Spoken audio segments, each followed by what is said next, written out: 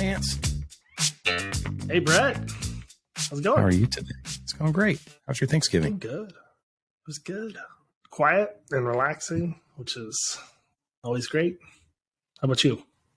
That's pretty good. We went to New Orleans. We took the family to New Orleans and we spent Thanksgiving at the horse track. There you go. Fond family memories.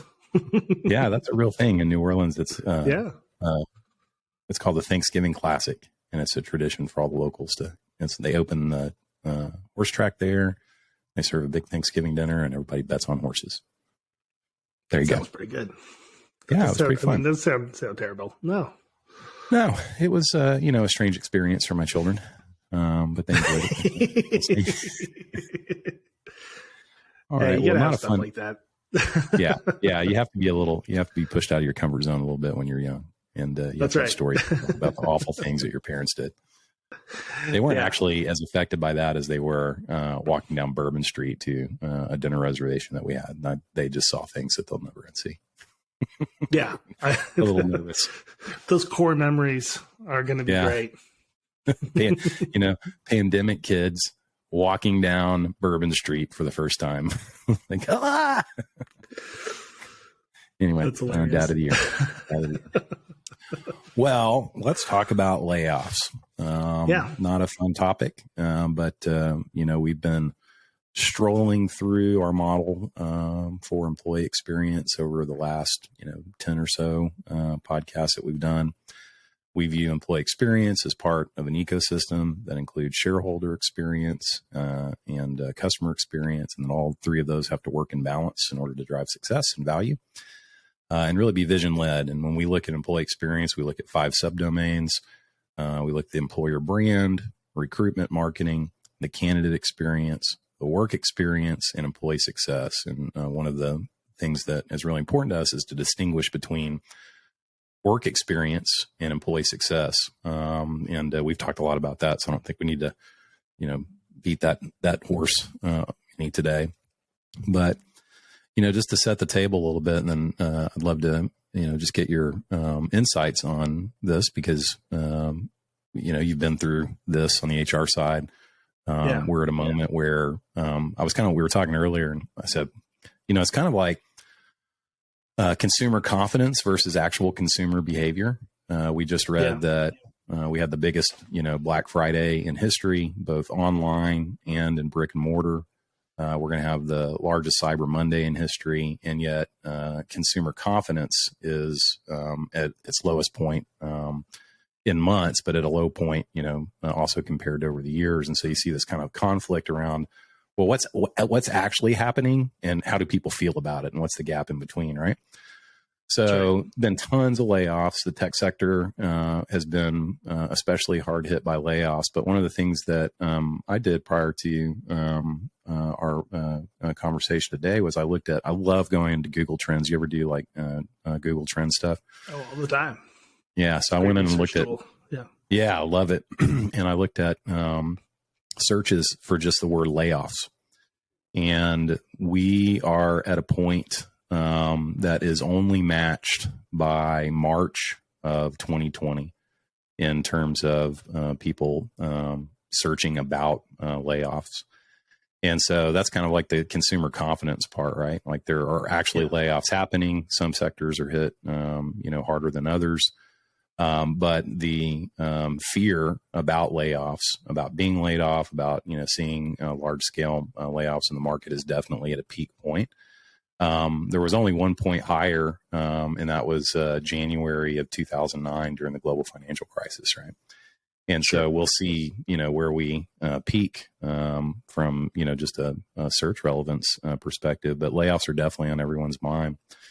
Where does that fit in to the employee experience? And, what advice do you have for HR people who are already reeling from, 3 of the hardest years of their lives, right? I mean, there's a lot of stuff. Simple questions, Lance. What do you do?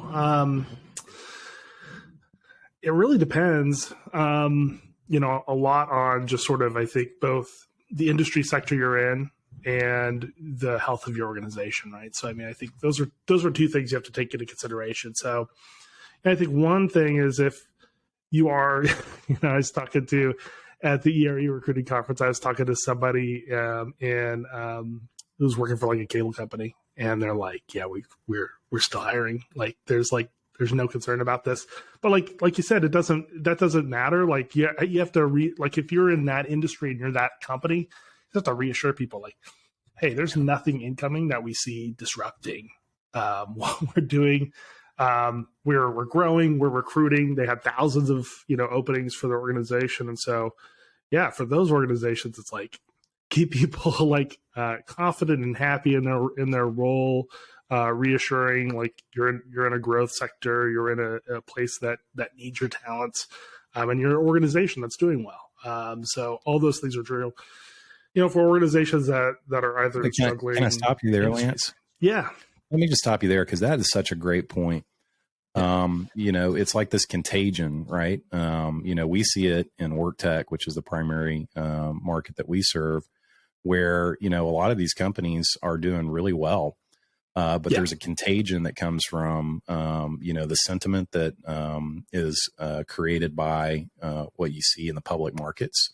And that causes everyone to freak out, even if they don't have, the material situation that is leading to the same, outcome in other organizations. And what you're describing is a situation where everyone's worried about layoffs because no one is like looking at bubble charts saying, well, my industry's not impacted. All right. All they're seeing is like headline after headline after headline. That's right.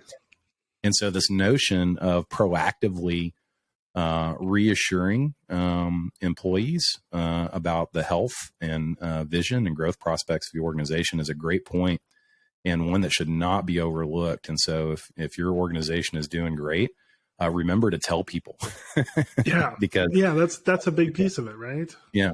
I think that communication is really critical. And even if you're in a struggling sector, tech obviously gets a lot of headlines just because of where it's at. And, there's obviously been a lot of drama around some of the tech layoffs there.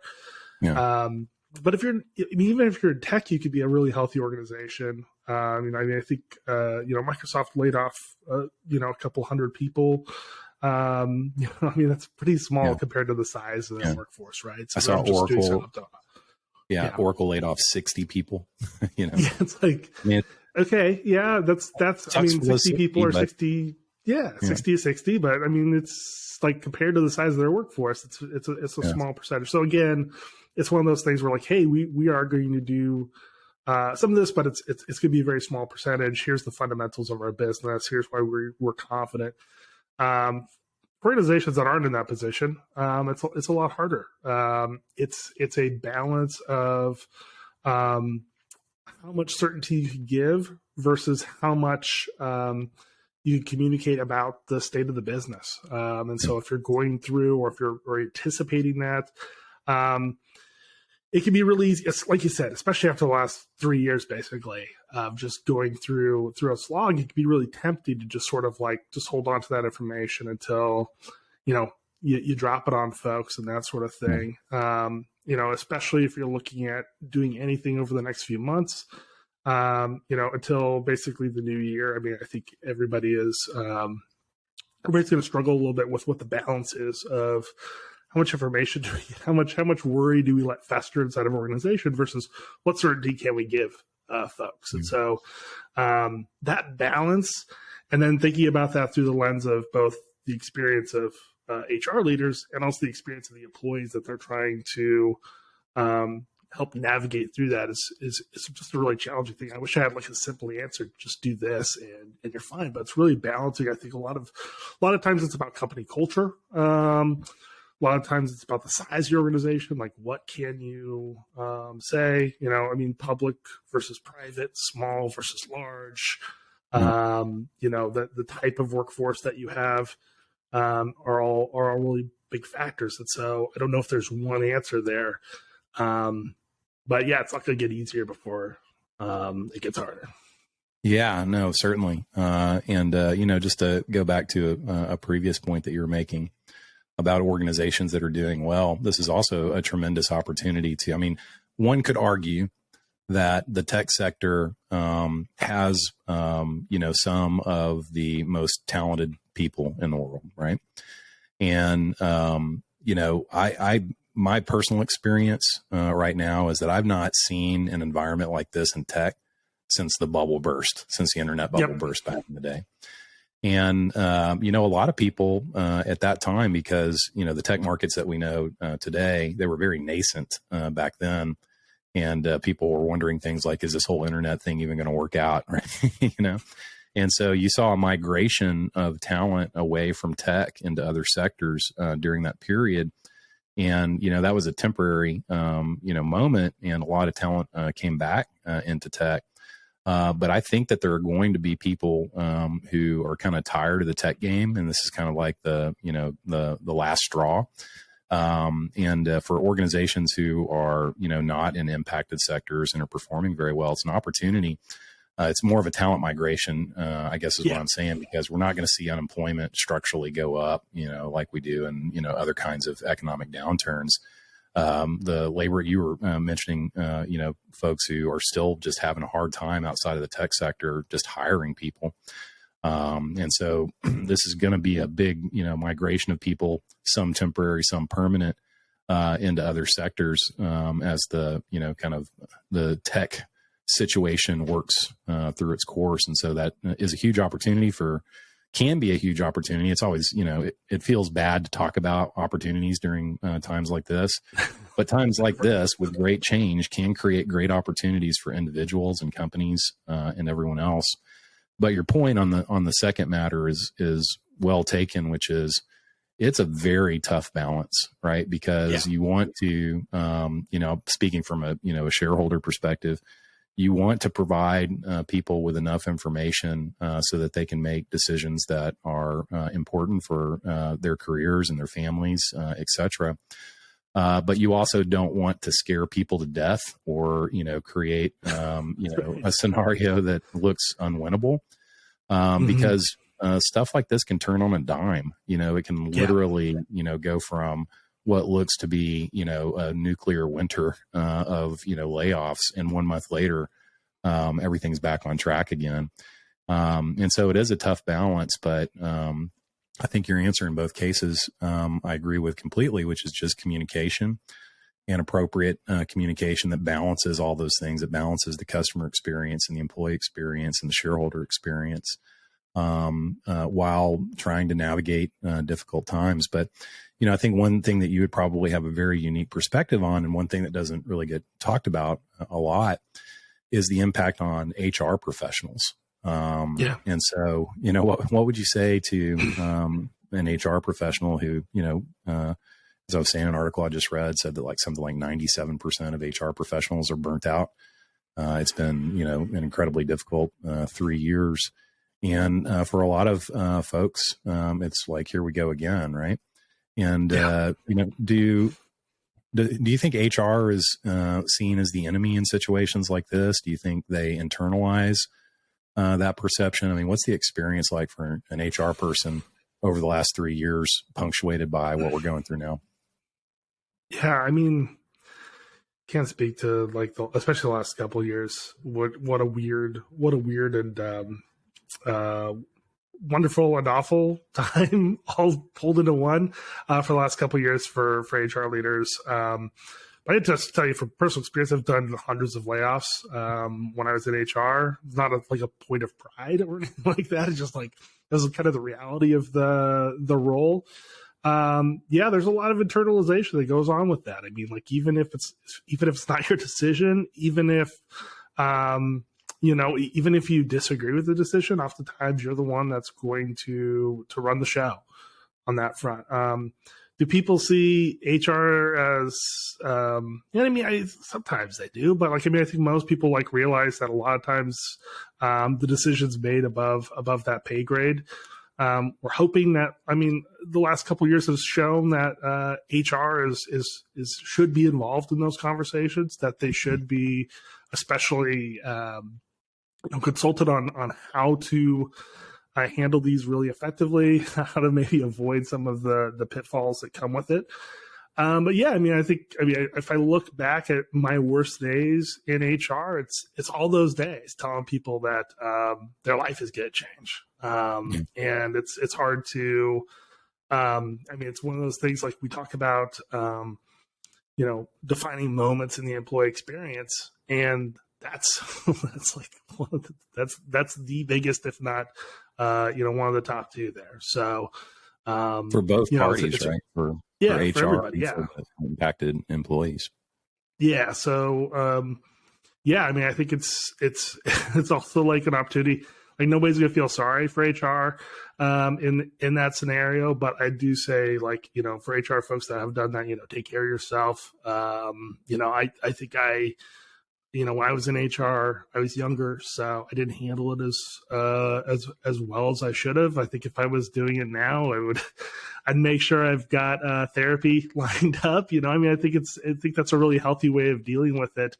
So you're not, coming home and unloading on your spouse or unloading on a bottle of Jack Daniels or, whatever else coping technique that you need to deal with that. So yeah, you see a lot of that from HR. And if you talk to people that have been sort of in the front lines of those conversations, everybody has stories like that. So like, take care of yourself, definitely like try to make as great of experience for the folks that are moving on to another role, but also, make it work for you too. So like figure out how to create boundaries, to create ways of disassociating sometimes from that, especially after you're done with work. There's all kinds of things that I would just say, like, take care of yourself, because it's a rough time. Well, to ask the obvious, is this the hardest thing that an HR person has to do? Yeah, because pretty much, even other dismissals are usually pretty easy. Especially if you've taken it, if you've treated it well. Even like constructive dismissals or those sorts of issues where you're letting somebody go because of misconduct or something like that. It's usually like it's not a great conversation, but it makes sense. Yeah. Layoff where nobody is at fault for that. I think the 2008 one was the last one I was an HR person in, and that was a tough one just because I was working in a very specialized industry. Yeah. Helicopter manufacturing and maintenance. And I knew I was sending them out into an environment where they were going to hit 12, 13% unemployment, where I knew I had called around to every place that had done it and said, we're laying off people too. Are you hiring? I'm like, no, we're not hiring. We're laying people off too. Everybody was laying off in the sector. So, that what was going to happen to those folks was going to be some sort of transition time. They were going to have to do something else for a while. So that was really tough. And there's really nothing, you could do in that scenario. This is a little different. And like you talked about, I think structurally speaking, our labor force is just really different. We're not going to hit 13% unemployment. Be shocked if we had 5% unemployment. Even, in worst case scenario, that's what I think Jamie Dimon said. We've got a structurally different labor environment. And so we're sending people to probably some transitions, but, hopefully a little softer transitions.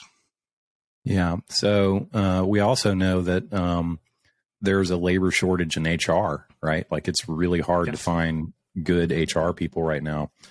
And during a period in history when great HR is probably the most important thing going on in an organization. And, given that this is the hardest, kind of situation, layoffs that HR people tend to encounter in their careers. And given that for some folks, this is coming on, the heels of, a really tough, kind of 2.5 year, pandemic stretch of complete disruption where, as I often say, no one, in the year 2018, who was putting together like a think tank and saying, okay, we know that a pandemic is going to hit in the year 2020 and we need to pick a chief COVID officer. Who would it be? No one would have, picked HR. And yet that's what, HR ended up being and doing. Is this going to be, I know this sounds really terrible the way I'm asking it, but is this going to be, a life's too short moment for a lot of HR pros? Is this, kind of the period when a lot of HR pros, leave the industry because this part of the job is just against why they got an HR? I was reading a job description. The reason I asked this is I was like reading a job description for a vice president of HR, and there was, like a blog component associates like, how do you know if you would like to be in HR? And number one is like, do you like working with people? Number two is like, do you like help? It's all this very positive stuff that HR does, right? And if you are that kind of person, then this certainly must be the suckiest, shittiest thing that you ever have to do, right? So how many, folks are just going to have that life's too short moment, and this is going to be the moment for them to transition out of HR. Yeah. I mean, that's my story. I left HR after 2009. So like, I was, I don't know if it was a life too short moment, but I was like, I'm not doing that shit again for at least a little while. I need a break. I was tired of beating myself up over it. And, it was just, I think it was not a great environment to be in. And so, you're going to have a lot of people that do that. You're going to have a lot of people that also sort of run into the fire and, really take a new challenge, who are interested in those types of challenges. And so I see that in the teaching profession too. I think I've mentioned on previous podcasts, that's where my wife is doing a career transition towards teaching. And so lots of people leaving.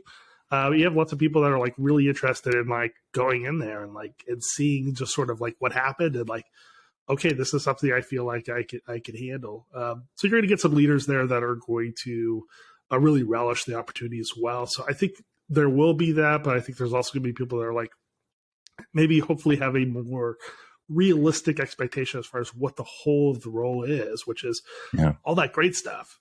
And also some of this bad stuff that comes with the role. And you have to be okay with both of those things. You don't have to like all those things, but I mean, it's also part of the job, just like anything else.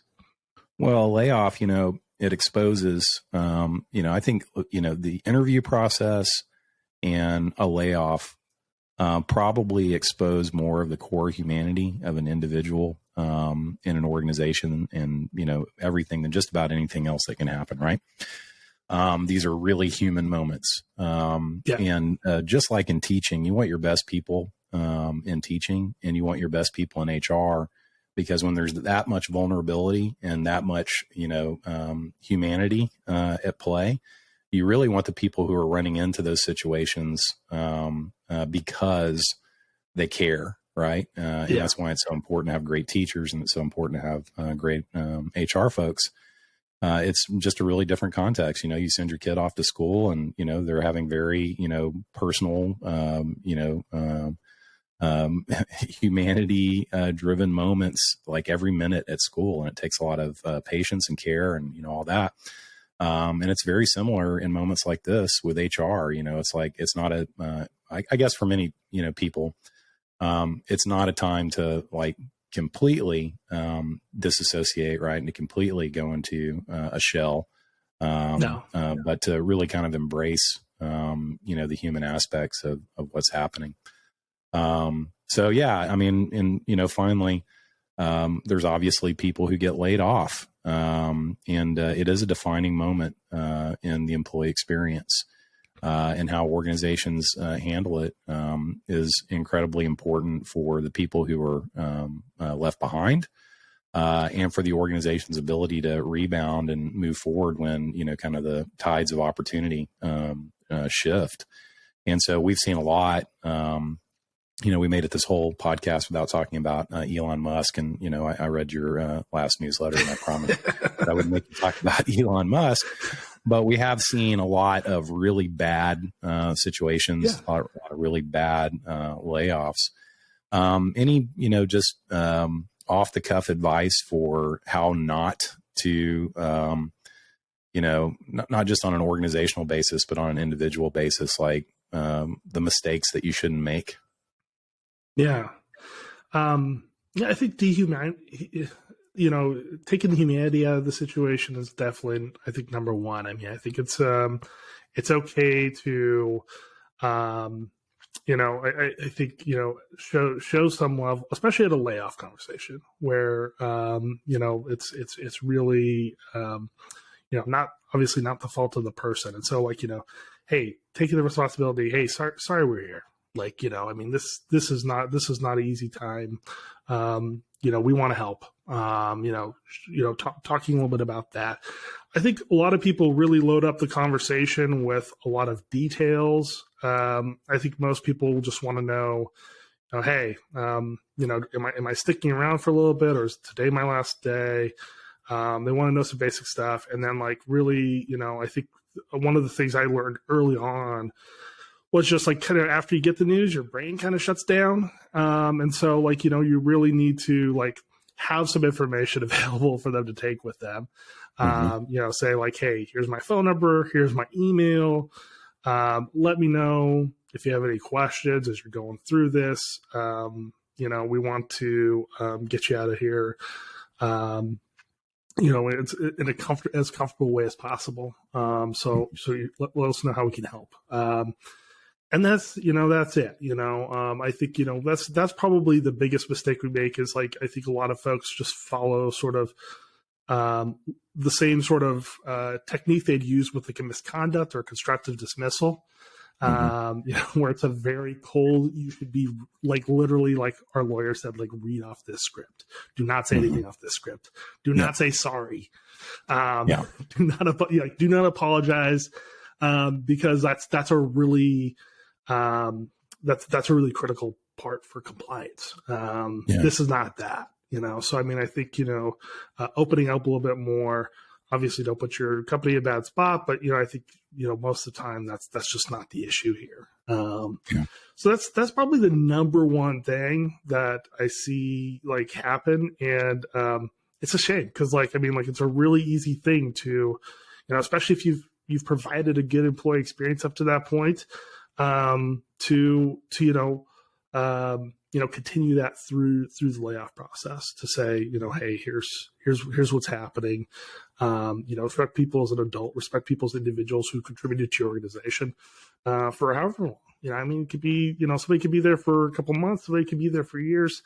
All of them have brought themselves to work. So yeah, I think that's the toughest thing is sort of getting out of compliance mode and more into human mode for this moment. Yeah, absolutely.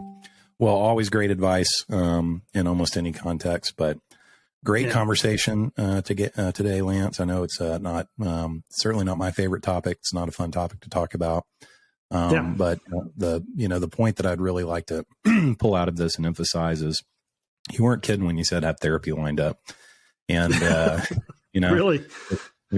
I would even extend that to, make sure you schedule some time, to reflect and, don't just fill up your calendar with, hard conversations and then, roll out of the office at 5 o'clock with no time to, take care of yourself a little bit and, reflect on, what you have power over and what you don't have power over and, be proud for the things that you did well and the way that you treated people when you treated them well and, focus on the things that maybe you think you could do better. But the worst possible thing that, anyone can do, and I know that you were speaking truth when you said this, is just, you try to, it's going to happen and you try to block it out emotionally right up until the moment where you have to have all the conversations. Right. And then you're just powering through the conversations and then you just want to turn your computer off and, hit the bar or, whatever, take the basket of non-constructive ways to handle stress and constructive ways to handle stress. And if you don't have a plan for a constructive way to handle it, then you're definitely going to be picking from that other basket. And so just be, thoughtful and know, these are tough situations. They're hard on everybody. But I did want to focus a little bit on the unique situation that HR people are in times like these, especially, a lot of young HR people joined the tech sector and it's not really been down, in their whole careers. And even, the moments during the pandemic were rather short-lived in terms of, like layoffs and stuff like that. There was this period of uncertainty between like March and April, and then it pretty quickly, picked back up again. This could be a different experience for people, and it could be the first time they're experiencing it. And so just, we're with you, and focus on taking care of yourself while you're also taking care of other people. Yeah, I think if you do it with some intentionality too, it makes a big difference on how you treat those conversations as well. Because if you're giving yourself some breathing room and just thinking about the humanity of it, going between work and going back to your family, after work. And if you know that you're going to have to just, like you said, go straight to daycare after having all these tough conversations, it's like, yeah, I'm gonna treat that differently in my head, because I need to protect. I can't be like, ticked at my kid who's just been playing daycare or at school all day and has no context for why daddy might be sad or angry or has complex emotions about something going on. So if you can do that, that's I think you should. Do it, because I think it'll change sort of the approach that you take whenever you have those conversations. Well, great advice, great conversation. Let's do it again next week. Sounds good, man. All right, thanks, Lance. Take care, and go USA. USA.